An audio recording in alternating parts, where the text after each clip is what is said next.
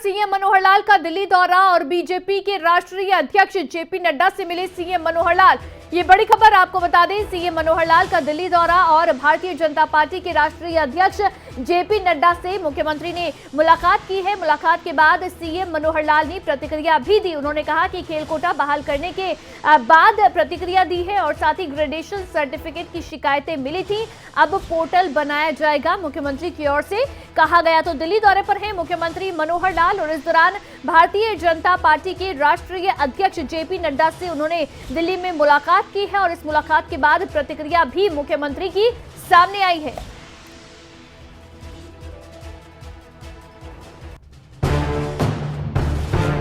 हरियाणा के मुख्यमंत्री मनोहर लाल दिल्ली दौरे पर हैं।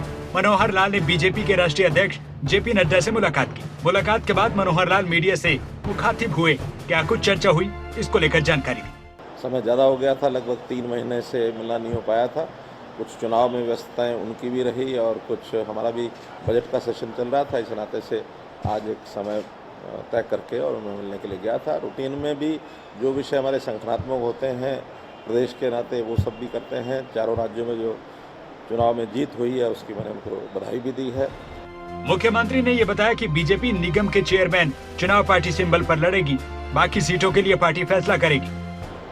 वैसे तो ये पार्टी का फैसला है, पार्टी जैसे फैसला करेगी वैसा करेंगे, लेकिन मोटे रूप से जो डायरेक्ट चुनाव हमारे चेयरमैन्स के हैं वो तो हम सिंबल पर लड़ेंगे।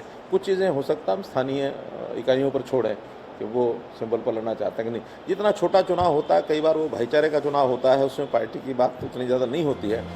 हरियाणा में इन दिनों खिलाड़ियों के खेल कोटे को लेकर जमकर राजनीति हो रही है। खिलाड़ी और कई पूर्व अंतर्राष्ट्रीय खिलाड़ी प्रदर्शन भी कर चुके हैं।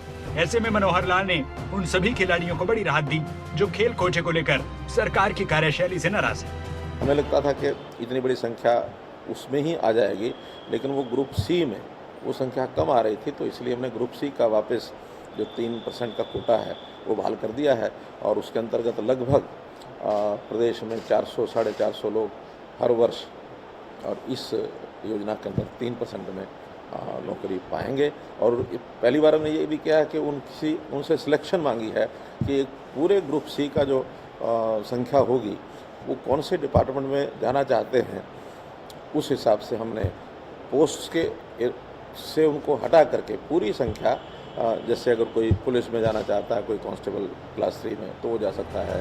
पेट्रोल डीजल के बढ़ते दामों को लेकर कांग्रेस के प्रदर्शन को मुख्यमंत्री ने मुद्दा विहीन बताया। ऐसा है कि विपक्षी पार्टियां, उनको मुद्दे तो कोई है नहीं, तो जब इशूलेस चीज़ें हैं उनको लेकर के कुछ ना कुछ उनको करना है, उनको अपनी एक्टिविटी बना के रखनी है। ये महंगाई कोई ऐसी महंगाई का विषय नहीं है कि जो बड़ा कोई अलार्मिंग विषय हो। हाँ, कुछ चीज़ों में महंगाई हुई है, लेकिन एक रेगुलर जिस प्रकार की इकोनॉमिक गतिविधियाँ बढ़ती हैं, ये आज़ादी से लेकर के आज तक लगातार चल रहा है। और एक प्रॉपर, जिसको कहना चाहिए, एक सिस्टम से ये चीज़ें जैसे जैसे इकोनॉमिक ग्रोथ होती है वैसे वैसे चीज़ें बढ़ती हैं। कोई अलार्मिंग चीज़ ऐसी कुछ नहीं आई है जिसके कारण से आज कोई चिंता हो। हाँ, सरकारें जरूर ध्यान करती हैं कि कोई चीज़ ऐसी ना हो जिससे सामान्य गरीब जनता के ऊपर बहुत ज़्यादा वजन पड़े। दिल्ली दौरे के बाद मुख्यमंत्री मनोहर लाल गुरुग्राम जाएंगे, कई कार्यक्रमों में हिस्सा लेंगे। मुख्यमंत्री परीक्षा पर चर्चा कार्यक्रम में मौजूद रहेंगे। दिल्ली से अनिल मोर के साथ न्यूज डेस्क रिपोर्ट, खबरें अभी तक।